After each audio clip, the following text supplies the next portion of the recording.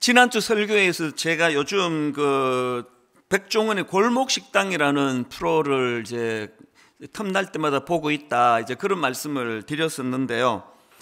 제가 그 프로를 보다가 눈시울이 붉어진 적이 몇 번 있었습니다. 그 중에 한 번은 그 대전역 인근 편인데요.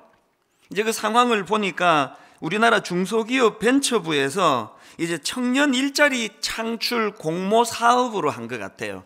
그래서 이제 대전역 인근의 그 어떤 건물의 한 층을 전부 다 이제 이 청년 일자리 창출 차원에서 이제 식당을 오픈했는데, 뭐 초밥집도 있고 또 덮밥집도 있고 또 햄버거 집도 있고 또 양식집도 있고, 이런 식으로 이제 그 청년 창업을 이제 도왔는데요. 처음에 17개 가게가 이제 그렇게 오픈을 했는데, 이게 뭐 잘 안 돼서 그런지 다 이제 문을 닫고 이제 7개밖에 남지 않은 그런 상황입니다. 그런데 7개 남은 그 식당들도 뭐 정말 민망할 정도로 손님이 없는 겁니다. 그 파리를 날린다, 이게 이런 때 쓰여지는구나 할 정도로 손님이 너무 없는 겁니다. 사실 그 창업한 청년들 입장에서 지자체에서 도와주는 지원금도 이제 만료가 돼서 다 끊겼고, 이제 손님도 들어오지 않고 하니까 이게 뭐 다 이제 문 닫기 직전 상황 같아요.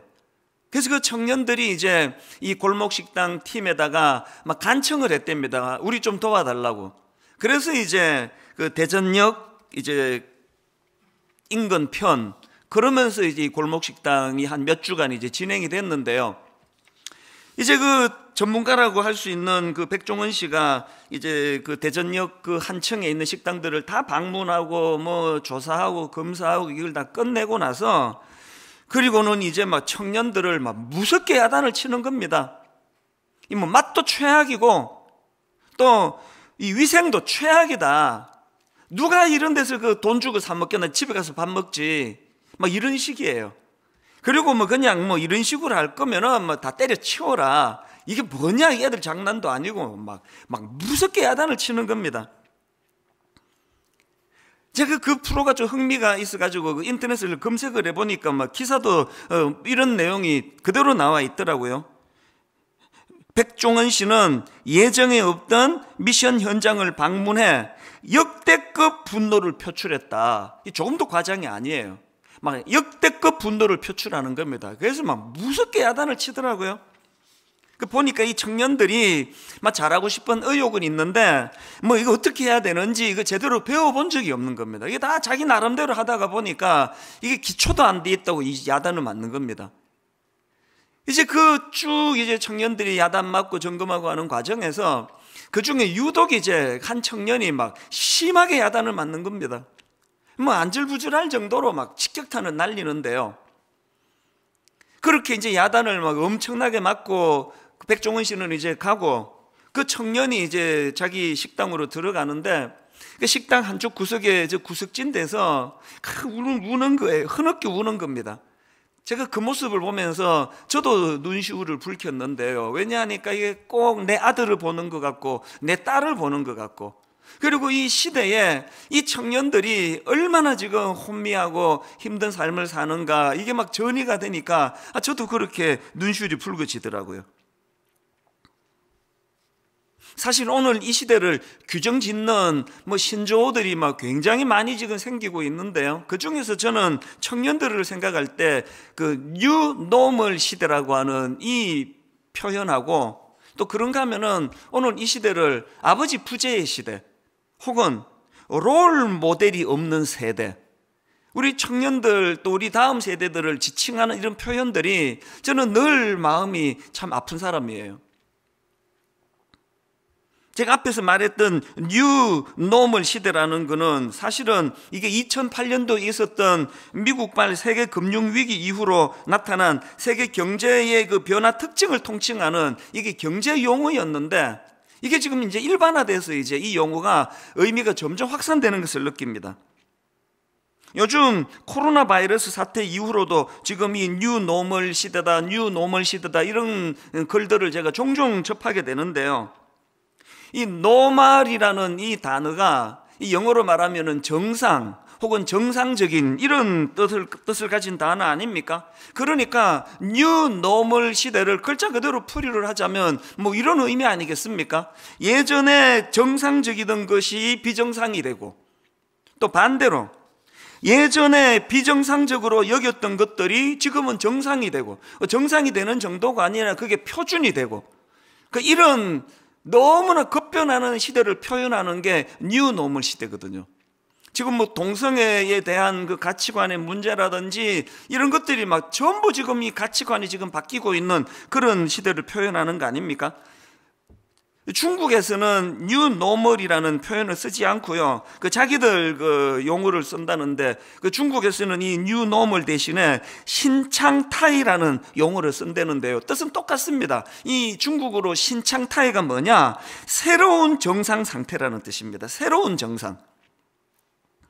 그러면 이게 지금 뭐 우리 젊은이는 말할 것도 없고, 뭐 우리 기성세대도 마찬가지예요. 너무 혼란스러운 거예요. 아니, 평생을 이게 표준이다, 이게 옳다고 믿어왔는데 이게 지금 뭐 다 뒤집어지고 있는 거 아닙니까? 게다가 지금 막 이렇게 기존 질서가 바뀌는 것도 너무 혼란스러운데 그 속도가 너무 빠른 거예요. 세계적으로 그 대한민국이 지금 이 속도의 변화로 치면은 뭐 1, 2위를 다툴 겁니다. 왜냐하니까 유럽이나 미국 같은 이 서구 사회가 무려 300년, 400년에 걸쳐서 그렇게 천천히 진행되던 이 근대화를 우리나라는 불과 40년 만에 이거 다 뒤집어 버린 거 아닙니까? 그러니까 지금 뭐 기성세대, 청년세대 할 거 없이 이 뉴 노멀로 표현되는 모든 질서가 지금 다 바뀌지고 뒤집어지는 것도 혼란스러운데 속도가 너무 빠르니까 이게 뭐 그냥 뭐 정신적으로 멀미가 나는 거예요. 많은 청년들이 이 미래가 두려운 겁니다. 한 번도 안 가본 길인데 모든 질서가 다 뒤죽박죽이 되고, 게다가 엎친 데 덮친 격으로 지금 아까 제가 이 시대를 표현한 게 아버지가 없는 세대라 그랬지 않습니까? 아버지가 없는 세대라는 말은 다른 말로 하면은 롤 모델이 없는 세대라는 뜻이에요. 아니 뭐 기성세대도 지금 처음 겪는 지금 세상인데 뭐 누구를 우리가 지도하겠습니까? 조금 전에 제가 이 백종원의 골목식당을 보면서 몇 번이나 눈시울을 붉혔다 그랬는데요, 또 어떤 프로에서 저도 똑같이 또 눈시울을 붉힌 적이 있는데 그 서울의 어느 식당인데 거기는 이제 이 청년의 아버지가 뭐 부재하신지 엄마하고 이 청년이 둘이서 이제 식당을 운영하는데요, 그날도 막 백종원 씨가 막 민망할 정도로 야단을 치더니 이 청년은 막 더 심하게 야단치는 것 같아요. 뭐 의도적으로 그런 것 같기도 한데요, 이 청년이 막 엄청나게 꾸지람을 듣고 막 그냥 막 얼굴이 화끈거릴 정도로 막 그냥 온 그 시청자가 다 보는 앞에서 그랬으니까요. 그렇게 하고 이제 백종원 씨가 가고 나니까 이 청년도 그 구석에, 그 주방 구석에서 막 흐느끼 우는 거예요. 오열을 하는 겁니다. 그 엄마가 그 아들을, 우는 아들을 보는데 마음이 얼마나 아프겠습니까? 그 엄마가 그 우는 아들 많이 힘들지 그러면서 이제 등을 두드려주고 위로하고 그 장면을 보면서 저도 눈시울이 붉어졌는데, 그런데 이 청년이 이제 수건으로 눈을 다 닦고 그렇게 하고는 하는 말이 너무 인상적이었습니다. 마음은 아픈데 울고 났더니, 지적받고 났더니 속이 후련하다고, 속은 후련하네, 그러면서 다시 이제 주방으로 뚜벅뚜벅 걸어가서 의욕을 가지고 또 시도하는 그 모습이 너무나 인상적이었습니다. 왜 인상적이었을까요? 아버지 부재의 시대니까요. 롤 모델이 없는 시대니까요. 꿈을 가지고 식당은 열었지만 뭐 누구 하나 가르쳐주는 사람이 없었는데 막 혼을 내면서 그렇게 가르쳐주니까 마음은 아프지만 그래도 용기가 생기고 의욕이 생기니까 속은 후련하다고.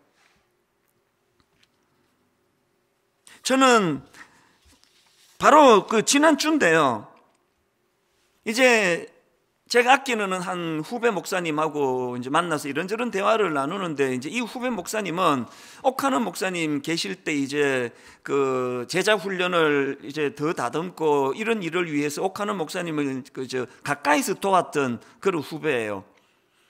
그래서 이제 이런저런 대화를 나누는데 뭐라고 얘기하는가 하니까, 만약에 지금 옥하는 목사님이 살아 계시다면 그리고 자기가 수고한 걸 참 조금이라도 이제 인정해 주시면서 칭찬해 주신다면, 그래서 목사님이 이런 말씀을 하신다면 그 가정으로 그러더라고요. 옥 목사님이 이 목사님 보고 네가 얼마나 그 제자 훈련을 위해서 애쓰는지 내가 다 안다. 수고한 건 내가 다 안다. 그래서 나도 네한테 뭐 하나 해주랴, 뭘 도와주랴. 만약에 목사님이 살아계셔서 그렇게 물으신다면 자기는 뭐 바로 대답할 게 있다는 거예요. 이렇게 말씀을 드릴 것 같답니다. 목사님 아무것도 필요 없고요, 목사님 1년에 한 번만 시간을 내주신다면, 지금 개척 교회를 하고 있거든요. 1년에 한 번만 저를 만나 주신다면 다른 아무것도 저는 바라는 게 없습니다. 이렇게 말씀을 드릴 것 같다는 겁니다. 그 얘기를 듣는데 참 마음이 짠해지더라고요. 롤 모델이 없는 시대, 얼마나 그 스승이 그리웠으면 그런 생각을 하고 있겠냐고요. 이렇게 너무나 급변하는 이 세상 속에서 혼란을 겪고 있는 우리 자녀 세대, 우리 다음 세대인데요, 그래서 그들을 지도해 줄 수 있는 이런 롤 모델이 없는 아버지 부재의 시대. 그 가정이 우리 부모도 어려워요. 자녀들이 우리 부모를 롤 모델로 생각 안 합니다. 뭐 웃기면은 막 아재 개그다 그러고 웃지도 않고, 뭐라고 지도해 주면은 아빠는 세상이 얼마나 달라졌는지 모른다 그러고 인정을 못 받는 아픔을 우리 부모가 겪고 있고요. 이것도 자녀들에게 고스란히 피해가 가는 거 아닙니까? 우리 어릴 때는요, 아버지가 매를 드셨어요. 그러면 늦게 다니고 그러면은 막 종아리 맞는 친구도 있었습니다. 그리고 조금 이제 그 과격한 부모님도 그렇게 하시면 안 되는데, 그 딸이 자꾸 늦게 들어오면은 막 가위로 머리를 잘라버리고 이런 일들이 우리 시대에 있었거든요. 그래서 뭐 상처는 받지만요, 거기에 항변은 안 하는 거예요. 왜? 기준이 같았으니까요. 지금 아빠가 왜 이렇게까지 조치를 취하시는지, 화를 내시는지 공감을 하니까 내가 잘못했지, 이런 교육이 가능했던 시대인데 지금은 교육이 안 됩니다. 그 뭐 가위 들고 머리 자르는 거 고사하고 왜 이렇게 늦게 다냐고 말을 하면은 바로 나오는 이야기가 온 동네 애들이 다 그러는데 왜 아빠만 그러느냐고, 아빠 너무 이거 그 구식 아니냐고. 이 교육이 안 되는 시대예요. 이게 아버지 부재의 시대 아닙니까? 그럼 어떻게 해야 됩니까? 제가 이런 문제로 고민을 하고 있을 때에 하나님께 답을 구했을 때 주신 게 오늘 본문 에베소서 6장 4절 말씀입니다. 또 아비들아, 너희 자녀를 노엽게 하지 말고 오직 주의 교훈과 훈계로 양육하라. 제가 오늘 설교 제목을 견고한 기초 만들어주기, 자녀들에게 이런 마음을 가지고 설교 제목을 정해봤는데요, 에베소서 6장 4절이 바로 견고한 기초를 만들어주는 두 기둥이라고 저는 생각합니다. 저는 저 에베소서 6장 4절에 나오는 오직 주의 교훈과 훈계로 양육하라, 여기 나오는 교훈이라는 기둥, 훈계라는 기둥으로 아이들에게 견고한 믿음의 지침을 세워줘야 된다는 겁니다. 제가 꽤 많은 책들과 추석을 뒤지면서 여기 나와 있는 교훈의 원뜻이 뭘까, 또 그 다음 나오는 훈계의 원뜻이 뭘까, 이 자료들을 제가 쭉 살펴봤는데요, 근데 제가 당황스러운 게 이 해석이 너무 다양한 겁니다. 뭘 취해야 되지? 어떤 학자들은 여기 나와 있는 이 두 단어를 설명하는데 이게 사실이 같은 의미다, 같은 의미인데 강조하려고 그렇게 두 단어로 표현한 것이다, 이렇게 설명하는 그런 글도 있고요.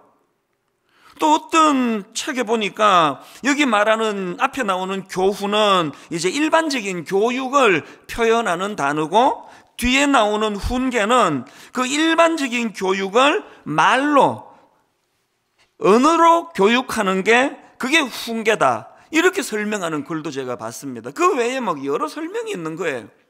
그래서 이게 혼란스러웠습니다. 뭘 취해야 되지?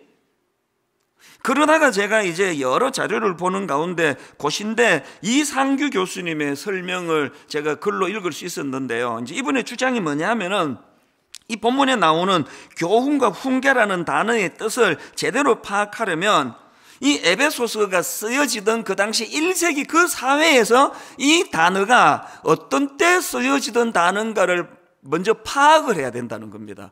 그게 공감이 되는 이야기 아닙니까? 그래서 제가 오늘 이 이상규 교수님의 그 주장을 바탕으로 해서 에베소서 4장에 나오는 이 두 기둥, 교훈과 훈계라는 이 두 기둥에서 예수 믿는 우리 부모들이 자녀들을 놓고, 자녀 문제로 놓고 우리가 숙제처럼 기억해야 될 두 가지를 거기서 제가 좀 추출을 했다 그럴까요? 뽑아봤습니다. 자, 우리가 반드시 이루어야 될 첫 번째 숙제가 뭐냐? 신앙적인 가치관 교육이 이루어져야 된다는 겁니다. 이거 어디서 제가 뽑았느냐? 6장 4절을 다시 한번 보십시오. 또 아비들아, 너희 자녀를 노엽게 하지 말고 오직 주의 교훈과 훈계로 양육하라 할 때 먼저 나오는 이 주의 교훈으로 양육하라. 여기 나오는 이 교훈이라는 단어는 헬라어로 파이데이아라는 단어인데요, 1세기 당시에 이 단어는 어떻게 사용되었느냐? 이 자유시민을 위한 교육. 이게 왜 의미가 있느냐 하면은, 이 자유시민이라고 했을 때 또 다른 교육이 뭐냐? 노예교육이 있었다. 노예교육. 그래서 이제 이 노예들을 위한 교육은 전부 기능적인 거 아닙니까? 노예 생활을 잘할 수 있도록 직업교육, 기술교육, 이런 것들을 가르치는 노예들을 위한 교육에는 이 파이데이아라는 단어를 쓴 게 아니고요, 이 파이데이아는 자유시민을 위한 교육. 그래서 이제 자유시민으로서의 그 성숙한, 인격적으로 성숙한 교양교육, 이게 파이데이아라는 겁니다.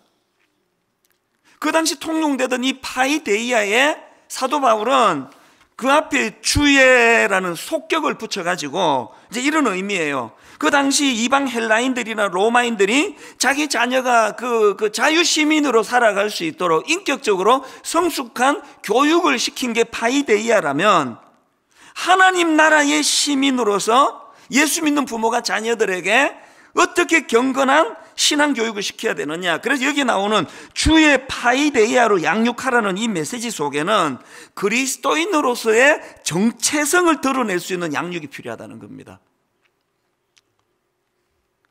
노예처럼 살지 않기 위하여 시민의식을 가지고 살도록 파이데이아 교육을 그 사회가 시켰다면, 예수 믿는 가정은 국적불명의 이상한 그런 사상과 교육이 들어오지 않도록 그리스도인으로서의 정체성을 드러낼 수 있는 양육을 해야 된다. 이게 주의 교훈이라는 거예요. 이런 교육이 이루어지고 있습니까? 우리 집사님 아들이, 권사님 딸이, 나 크리스찬이야, 난 세상 사람과 달라, 저도 자녀 교육을 시키다 보면은 우리 아이들이 억울해할 때 가끔씩 나오는 표현이, 아빠, 딴 집 애들 다 물어보세요. 통금 시간이 이렇게 빠른가?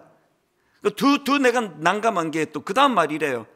우리 집사님 가정에 한번 물어보세요. 그 말이 사실일까봐 나 지금 못 묻고 있습니다. 우리 집 애들이 자기 아빠가 목사라는 것 때문에 불편한 거예요. 이 불편을 해소시키면 어떻게 해야 돼요? 목사 가정으로서의 이 긍지, 이 정체성을 놓고 자존감이 회복되도록 정체성 교육을 시켜야 된다는 게, 무조건 뭐 이것도 하지 마라, 저것도 하지 마라, 뭐 늦게 들어오지 마라, 이런 걸로만이 아니라 이 정체성 교육을 시켜야 된다. 이게 여기 첫 번째 나오는 주의 교훈이라는 의미고요. 그런가 하면 두 번째로 그 다음 나오는 훈계라는 교훈을 가지고 제가 추출한 숙제가 하나 더 있는데요, 두 번째가 이겁니다. 자녀 교육과 관련한 두 번째 숙제가 뭐냐? 일회성이 아닌 지속적인 신앙 교육이 이루어져야 된다는 겁니다. 오직 주의 교훈과 훈계로 양육하라. 여기 이 훈계에서 어떻게 이 2번을 내가 추출할 수 있었느냐 하니까요, 여기 나오는 훈계는 헬라어로 누테시아라는 단어인데요, 이 누테시아는 습관 혹은 훈육, 이런 뜻을 가진 단어입니다. 그러니까 이제 이 누테시아라는 단어의 특징이 뭐냐? 이 몸과 마음의 습관을 개발해서 위기의 순간에 본능적으로 반응할 수 있게 하는 훈련, 이게 누테시아래요. 그러면서 그 교수님이 이제 설명을 덧붙이기를, 불이 나면은 이 소방관들이 이 머리로 계산 안 합니다. 딱 불이 났다 그러면은 훈련한 몸이 기억을 해요. 그래서 생각 많이 안 해요. 바로 매뉴얼을 따라가지고 이렇게 조치를 취하고 저렇게 조치를 취하고, 사람은 이렇게 구하고 인공호흡은 저렇게 하고, 이게 누테시아가 가능했기 때문에 일어나는 일이라는 거예요. 그러니까 우리가 앞에서 예수 믿는 가정의 아이들답게 크리스찬으로서의 정체성이 드러날 수 있도록 교육을 해야 한다는 게 첫 번째라면, 두 번째 나오는 이 훈계라는 단어는 그런 그리스도인으로서의 정체성을 드러내는 경건훈련, 거룩훈련을 아이들에게 가르치되 그것이 몸에 습관화가 될 때까지 지속적으로 가르쳐야 된다는 겁니다. 이 두 단어의 의미를 제가 잘 되새기면서 먼저 저희 가정에 이것을 접목을 하고 제가 참 반성하고 그 생각하면 저도 자녀 교육을 제대로 못 시키는 것 같아서 참 마음이 아프고 합니다. 여러분의 가정에는 주의 파이데이아 양육이 일어나고 있습니까? 아이들이 이렇게 혼미한 시대에도 불구하고 나는 예수 믿는 가정에 나는 크리스찬이라는 정체성을 가지고 흔들림 없도록 그렇게 교육을 하고 있습니까? 그런가 하면은 주의 누떼시아, 그렇게 가치관 교육에 힘쓰되 그냥 잔소리 몇 마디 하는 게 아니라 이것이 몸에 익을 수 있도록, 습관화가 될 수 있도록, 긍지가 몸에 배일 수 있도록, 거룩이 몸에 익숙해질 수 있도록, 모든 세상 친구들이 막 어떻게 사는지 상관없이 나는 그리스도인으로서 나는 이런 거룩을 향하여, 나는 경건을 향하여 몸에 배어 있는 교육을 받았다. 이 누떼시아 교육이 이루어지고 있습니까? 코로나 바이러스가 막 확산되던 즈음에 제가 21일 기도회, 그때 그 느헤미야를 가지고 21일간 말씀을 전했던 그 아마 많은 분이 참여하셨는데요. 그때 전했던 말씀이, 제가 이 말씀을 묵상하는데 이게 불쑥 떠오르는 겁니다. 아마 그 들은 분이 많이 계실 텐데요. 제가 1983년도에 미국으로 이민을 가서 이제 대학교에 입학을 했는데, 그 당시로 이미 미국은 성적으로 말로 다 할 수 없는 타락이 이미 돼 있더라고요. 우선에 제가 다니던 학교에 이제 기숙사가 있는데 미국은 대부분의 애들이 다 기숙사를 이제 입소를 하지 않습니까?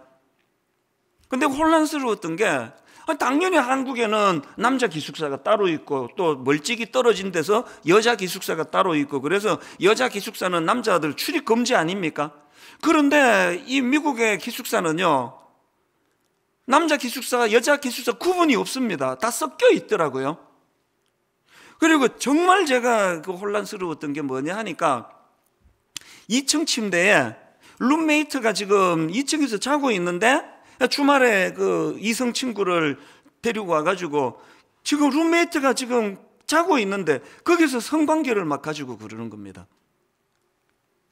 기말고사 때 이제 그 식당, 그 카페테리아를 이제 공부할 수 있도록 24시간에 이제 개방을 해 줬는데요. 그래서 이제 한국인 그 후배하고 같이 이게 공부를 하는데, 이제 자기 룸메이트가 지나가니까 저보고 형, 저 지금 섹스 머신이 지나간다, 그런 말을 해요. 그래서 제가 니 그 룸메이트한테 무슨 그런 그 흉측한 별명을 붙였냐, 그러니까 그 얘기를 하는 거예요. 저는 사실 지금도 믿지 않아요. 설마 그런 일이 일어났을까? 그게 40년 전 이야기 아닙니까? 그렇게 성적으로 문란하던 학생들이 지금은 이제 50대 후반이 되고 60대 초반이 되고 다 아버지가 되고 할아버지가 됐는데, 한번 생각을 해보세요. 아버지 세대의 가치관이 이제 그런 어떤 그 변화된 생각을 갖고 성적으로 타락한 그런 생각을 갖고 있었다면 그 자녀하고 부모 교육에 무슨 갈등이 있겠습니까? 똑같은 생각을 하고 있는데, 제가 이 설교를 준비하면서 너무나 많은 지금 우리 교회에 이 예수 잘 믿는 가정일수록, 신실한 가정일수록 부모 자녀 간의 갈등이 많다고 눈물을 많이 흘린다는 얘기를 마음 아프게 듣고 있거든요. 오늘 저는 먼저 그 부모님들을 주님 이름으로 위로하고 싶습니다. 여러분, 자녀 문제로 마음이 많이 힘드세요? 속상하세요? 자꾸 눈물이 나십니까? 정말 애쓰시는 거 하나님 아실 거예요. 정말 우리 부모님들이 이 악한 세상 가치관에 물들지 않으려고 너무나 애쓰는 과정에서 일어난 거라고 주님께서 그렇게 위로해 주실 거라고 믿습니다. 그래서 저는 오늘 이 본문 말씀, 오직 주의 교훈과 훈계로 양육하라는 이 말씀을 가지고 어떻게 해서든지 간에 파이데이아 교육을 회복해야 돼요. 신앙적인 가치관이 잘 세워지도록. 그런가 하면 어떻게 해서든 누떼시아, 이게 일회성이 아니라 지속적으로 습관화가 이루어질 수 있도록 그런 가치관 교육이 이루어져야 된다는 거 다시 한번 용기를 내주시기를 바랍니다. 그래서 이제 지금 우리가 기독교 성윤리 연구소를 지금 잘 준비하고 있는데요, 이제 도와드릴 거예요. 여러분이 말문이 막히면 우리 교회 성윤리 연구소 한번 들어가 봐라. 거기에 지금 설명이 잘 돼 있다. 동성애에 대해서 이렇게 설명이 돼 있다. 그리고 성적 타락을 왜 견뎌내야 되는지 이런 설명이 있다. 이걸 이제 도와드릴 거예요. 그리고 이제 3주 뒤 창립 18주년을 기념해서 부모님들이 자녀 교육안에 도움을 얻을 수 있도록 10권짜리 번역서가 나옵니다. 연령별로 도울 수 있도록. 그리고 이제 앞으로 영상도 만들 거고요. 지속적으로 이제 자녀 교육에 도움을 드릴 겁니다. 용기 내십시오. 힘내십시오.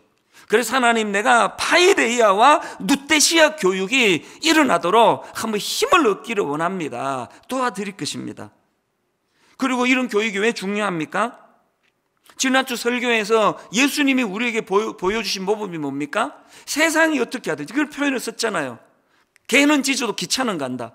아무리 주변 사람들이 예수님께 열광하고 인기 폭발해도, 아무리 냉대를 하고 손가락질을 해도 그런 세상의 영향을 받지 아니하고 주님께서 그렇게 새벽에 기도할 때 제자들이 와가지고는 마가복음 1장 37절 만나서 이르되 모든 사람이 주를 찾나이다. 그렇게 호들갑을 떨어도 주님이 그 휘둘리지 않으시고, 제가 중요하게 생각하는 건 마가복음 1장 38절 말씀입니다. 주님의 말씀을 다시 한번 들어보세요.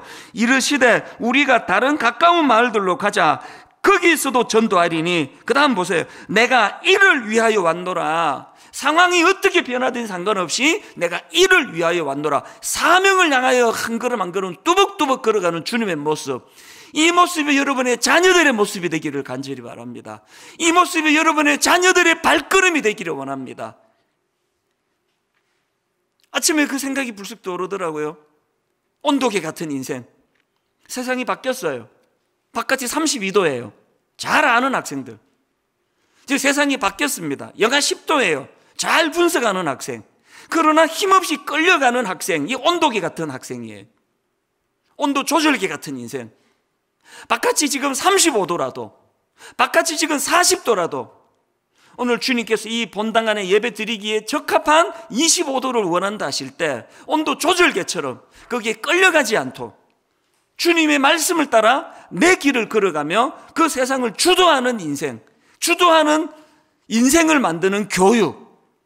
이게 파이데이아, 이게 누떼시아 교육 아닙니까? 우리 지금부터 그렇게 기도하자고요. 저는 우리 아들에게 여러 차례 이야기를 한 게 있습니다. 세상은 20대 80의 법칙이다.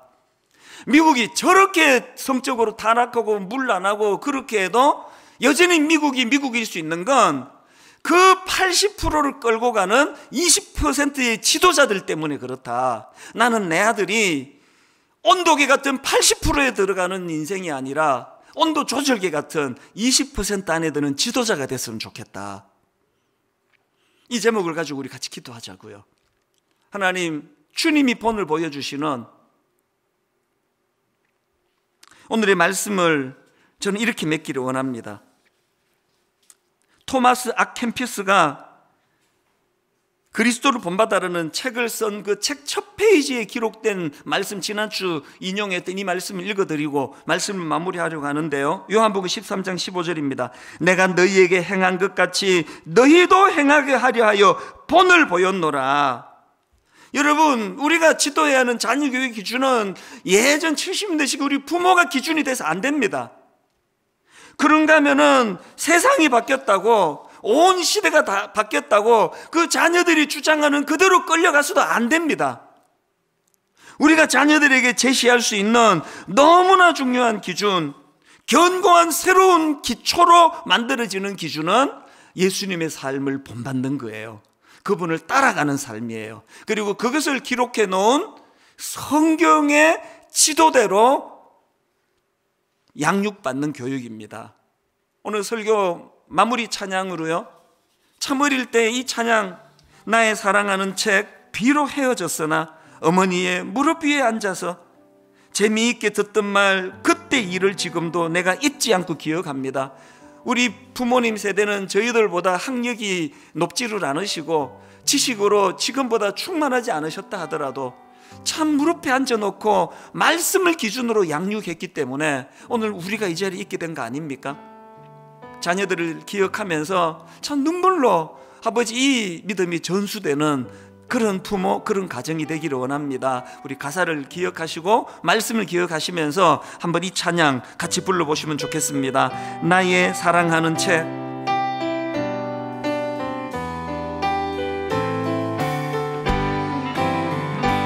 나의 사랑하는 채 비록 헤어졌으나 어머님의 무릎 위에 앉아서 재미있게 듣던 말 그때 일을 지금도 내가 잊지 않고 기억합니다. 귀하다 우리 어머니가 들려주시던